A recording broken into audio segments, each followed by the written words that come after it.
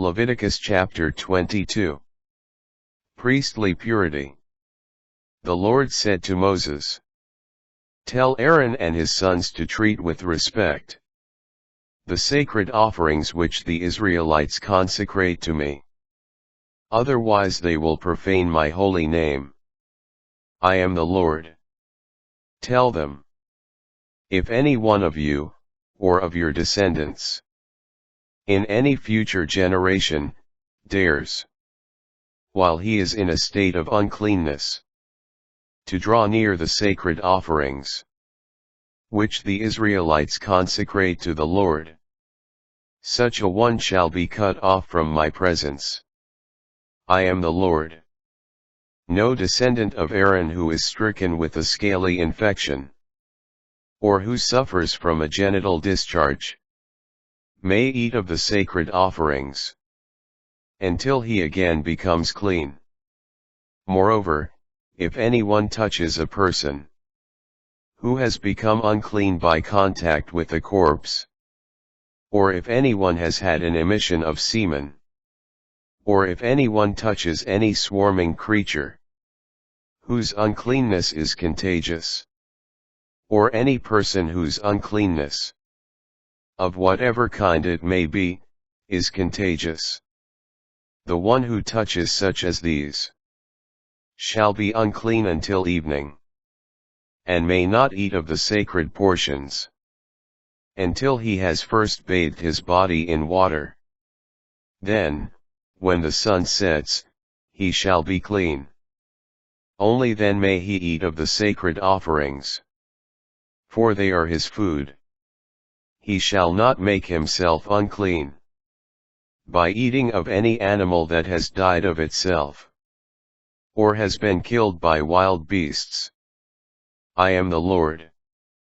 They shall keep my charge so that they will not bear the punishment in this matter, and die for their profanation. I am the Lord who makes them holy. Neither an unauthorized person nor a priest's tenant or laborer may eat of any sacred offering, but a slave whom a priest acquires by purchase or who is born in his house may eat of his food.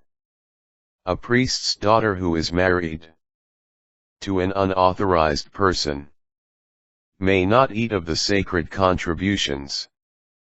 But if a priest's daughter is widowed or divorced and, having no children, returns to her father's house, she may then eat of her father's food as in her youth.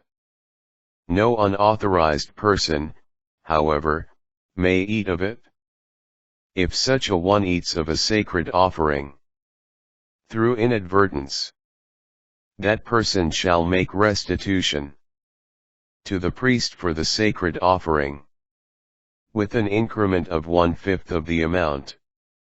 The priests shall not allow the sacred offerings, which the Israelites contribute to the Lord, to be profaned, nor make them incur a penalty when they eat their sacred offerings. For I, the Lord, make them holy. Unacceptable victims.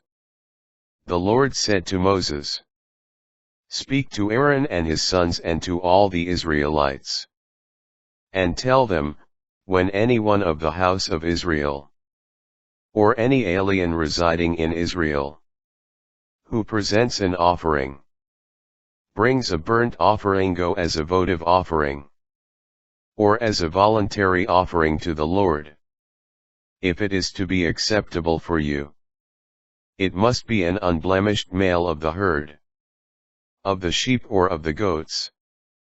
You shall not offer one that has any blemish, for such a one would not be acceptable on your behalf.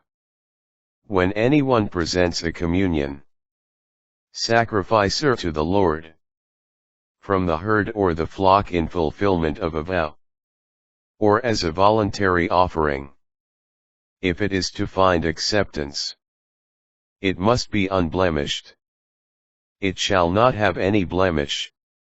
One that is blind or lame or maimed, or one that has running lesions or sores or scabs. You shall not offer to the Lord.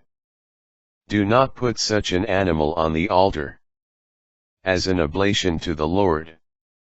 An ox or a sheep that has a leg that is too long or is stunted you may indeed present as a voluntary offering, but it will not be acceptable as a votive offering. One that has its testicles bruised, or crushed or torn out or cut off, you shall not offer to the Lord. You shall neither do this in your own land, nor receive from a foreigner any such animals, to offer up as the food of your God. Since they are deformed or blemished, they will not be acceptable on your behalf.